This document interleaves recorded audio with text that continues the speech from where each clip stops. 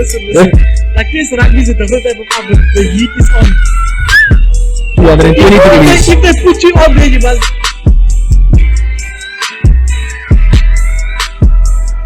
They are dominating on the European circuit right now. From Stormers,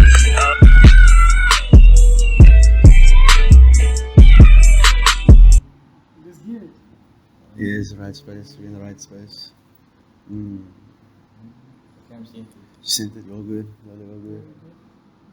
And welcome back to ATG Sport Show. Back here with Tram Talk. Yeah, man. We're gonna have a lovely podcast here today, folks. We're talking about Stormers. It's a sad loss, but we bounce back. It's storming outside today, and it's reminding us that the storm is coming. Storm is coming back. We got it next year. Other talking point is the Springboks. It's the World Cup coming up soon. Rugby Championship. We're going to be your guys' eyes and ears out there for that. So stay tuned for that from the podcast. And, with the Rugby Championship and the World Cup, we're going to switch things up a little bit. We're going to get some live chats going. So our social media platforms, it's down here. Click that, follow that, like that, comment on that. In the bios. Yeah, in the bio. Just double tap that. You know what I mean? Double pause. But double tap that. You know what I mean? So, yeah, gents. What you guys' thoughts on the Stormers loss? I know there's a lot to talk about there. Tough loss by the Stormers. Yeah. I mean, after last year and just being the undefeated team in the tournament, playing at home, the faithful is there. They expected to get over the line like they did last year, so they wanted to go back to back. La Rochelle went back to back with Dylan Leitz and Raymond Rule, so they thought they could do the same thing, but it was just not meant to be. Yeah, back to back. I couldn't get that championship back to back, but I think on that point, the back to back point, I think like we wanted it really, and I think like the Stormers. I don't know if you guys felt that maybe they didn't want it as much as Munster. Yeah, for me, it's the hunger that won that game because champions get lackluster when they win all the time, and they thought they got really comfortable thinking it's a home final. It's going to be easy. We have the home fans behind us. How can we lose? But again, Munster haven't won the trophy in how long? Was it 12 years? I think it's around about since they've won the title. It's been a while, bro. And hunger showed there. Hunger showed. Yeah. Hungry Lions, you say like that. Yeah, the Irish Lions. They also got okay. They played a good game. They played a really good game, and I think the game plan when it came to the pitch that was kind of messed up. You know what I mean? A lot of rugby has been played there with the Western Province as well, and now they kicked them down to the Athlone Stadium, which is quite cool in the community. But the pitch, I think that played a big part in the game plan. Stormers, we love running rugby. That's our bread and butter. And I heard news that next year the pitch is going to be partially artificial grass. Yeah. So I think our home games is going to be way better because it's going to be way fast, and that's our game plan. That's to our strengths. So I think if we have a home final next year, we're definitely taking it, even if the weather is what it is. Like in the Stormers in Cape Town, yeah, it's storms out here, bro. So the fields get messed up, and the Irish team, Munster, bro, they are used to that weather up in Ireland. You know what I mean? They permeate weather like that. Sad vibes over there. And it's also not that it wasn't like Munster wasn't a very good team. Don't get us wrong. Munster is probably one of the strongest teams in the URC. It also shows how Ireland won the Six Nations, and then it's like trickling down into their teams. Okay, we all know Leinster's a powerhouse. Leinster used to beat Munster every year, every season. But then Munster just got one over them at Leinster's home, which is very hard to win at. The Bulls did it last year. It was Munster's year this year. But Munster was also the Stormers' bogey team. And not because they get lucky on the day, but because they just know how to play against the Stormers. They play similar type of rugby to the Stormers. And then they have a lot of game changes in that team. Like I think Tua, for example. And players like Tad Byrne, for example. But then they have Conor Murray also, who has been the prime 9 in the north. And then they also have Ergens Neyman that came back. He hasn't played for the Springboks in like 2 years. And just watching his journey, getting back into playing, and then seeing him play for Munster, just having that type of leadership, that's huge. That is good to see. Yeah, and he's definitely one of the overseas players that are really putting their hands up in this coming next month for the World Cup and the Tri Nations. Like he's really putting his name up and performing. So yeah, he's just watch out for him as well. Yeah, now talking about the a player like Argus Neyman, who's a Springbok who plays overseas. We know the finances with the Stormers and the rest of South African franchises. Okay, not so much the Sharks, they got Rock Nation and Bulls as Patrice, but Stormers, for the finance situation that they in, like, bruh, I think we need to really give flowers to Dobson, because I mean, really, like, the culture and the passion that the players are playing with, they really like repping Cape Town. And like you see the talks and interviews with the press and the media and stuff like that, they're always mentioning how like they do it for the people. Yeah. They're doing it for the boys, doing it for the fam. You know what I mean? Yeah, man, doing it for the motherland, the mother city. So I mean, like, really, it's been very impressive. The players as well. I mean, to step up, to play against players earning double the amount that you're earning potentially and something like that, and put in more work than him, and you know, like, do the hard yards to get where they're at. Because I mean, it's not like 2 finals in a row. Something's in the water. It's in the water. In the house, in the water. And that also comes with knowing your players. Like, it's easy for a team to be put together once a coach knows his players. I know when you're playing your FIFA, you know who's a baller. Even if their rating is low, you know, okay, what they can contribute to the team to make the team complete. Like, you don't need to be the best hooker in the world, but if you fall completely into the type of game plan that I'm running, then that is good. So Dobson knows his team. You can tell he knows his team, because the way VP could field the team in the Currie Cup, and they're doing pretty decent in the Currie Cup, and also fielding a team in the URC, and then that team also played European Championship, which was the first for them, having to play in like 3 different tournaments. So having to know your players and being able to slot them into positions, knowing how they will adapt to situations, is good. John Dobson is really in the beginning, we must admit that a lot of the fans had doubts on Dobbo. I'll admit we did have our doubts, but we just want to give him his props, his respect. Top tier coach. I know it's early, but I feel like Dobbo could be in that conversation of being the Springbok coach. Yeah, I mean, that position's gonna come open soon. Yes. I'm sure he's in the talks. His name is in the ballot.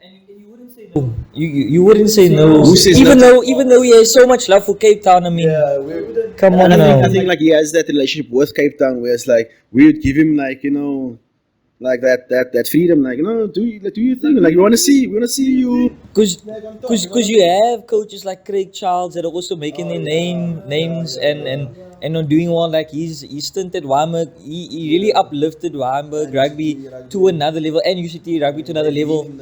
And I really see him stepping into the role of Dobson. If Dobson ever leaves, Craig Charles, just watch out for him, please, guys. For sure. But talking about that, you know, like the amount of talent that's in the Western Cape, like I said, there's a lot of coaches that's up there and stuff like that.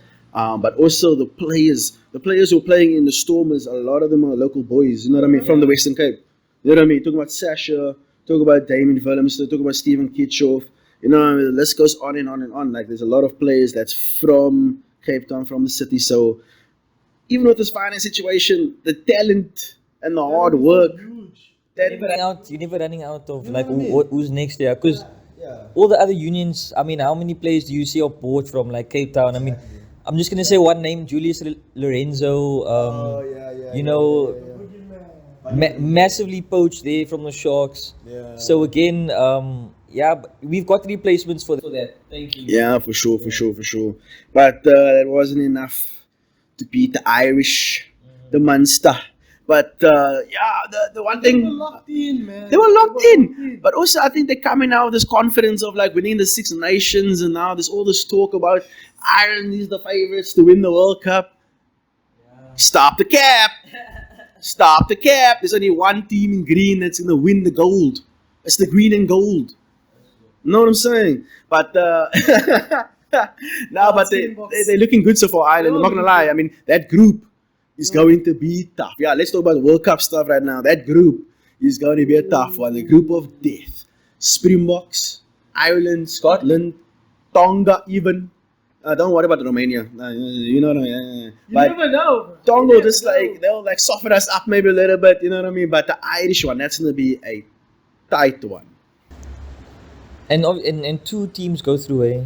Yeah. Nah, man, that's an easy one. Obviously, it's Ireland and Scotland that go through. But again, So the Springs are going. So you saying Springboks getting knocked out? You heard this first. Aaron's predictions in the book of the day. you know, one of those moments when you don't think. Apologies for that. Again, I think I was just saying words. But two teams go through another Ireland and Springboks. Yeah, man. So. Nah, it's easy. Scotland. I see Scotland. You said South Africa's getting knocked out. You said Ireland and Scotland's going through. You guys running back. We're gonna VAR that situation. Yeah, but again, Sleeping giant. Did you see? But okay. But Tonga has big name players joining them. Malakai Fekete is playing for Tonga. Israel Folau is playing for Tonga and he's bowling. We back. What up? Easy Folau. He's back. They're gonna jaw together. Are you mad? They're back. The- Backline. Did you see how he played for the world team when it was the world team versus Barbarians? He bowled. He showed why he's Who balled? Easy Folau. I can't talk about him, bro. Let's just give him his props. He could be the first. He could be the best fullback of our generations. Now talk, bro. Like rugby, we know for real. He's bowling. I know, but yeah, you get the on-field and off-field stuff. On-field, he's bowling. Like mad respect of his game plan. The way he plays is still intact. Like you can still see that the reason why he was the top try scorer in the Super Rugby for so long. and what was so hard to knock him off his perch as the best number 15. Like he made it his own, man. Like there's no competition. It was first him and Israel Dag, but now it's like, you know. Like, yo, just to make it clear, like, we are not giving praise to Israel Folau in any form off the field. We're just saying on the field, he's one of the best. He's one of the best at what he does. He's a very good player. There's enough for some people out there, you know. Yeah. You know, the people nowadays. Cancelled. You cancelled.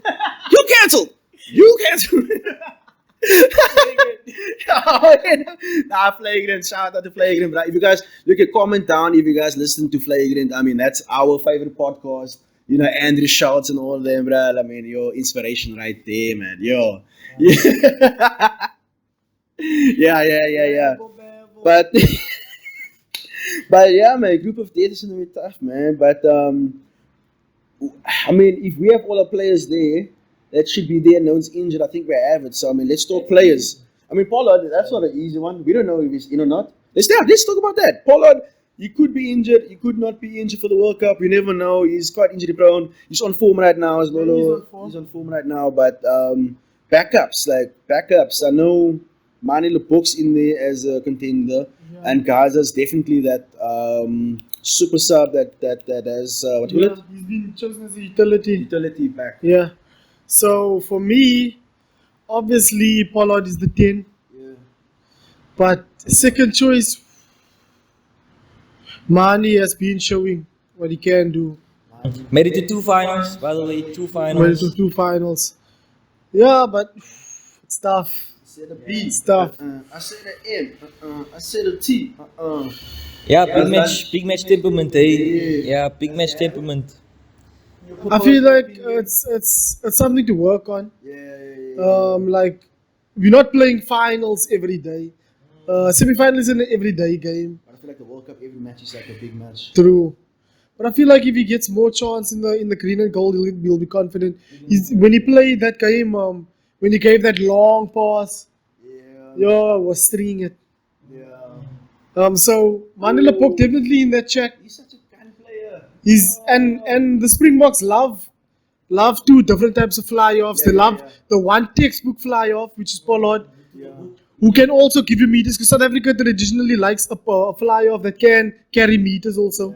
So, like off the Nas, obviously, off the Nas and Joel Stransky. So now they have like your Pollards who can play 12 also. So if there is an injury at 12, he can slot into 12.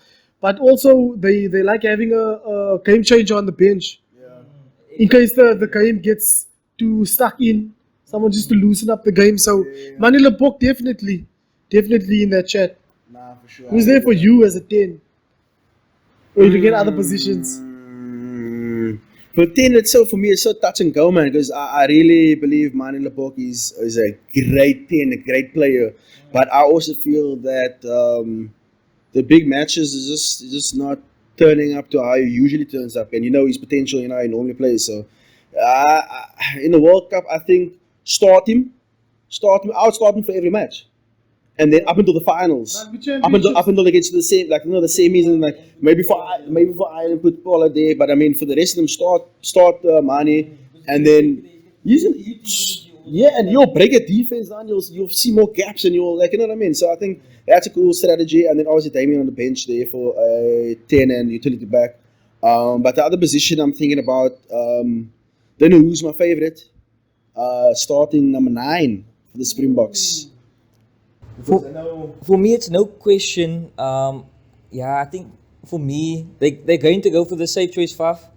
But I think Grant Abrams put up his hand this season. Like, honestly, the tries, just look at the videos that we're going to pull up now of Grant Abrams. He's running with the ball.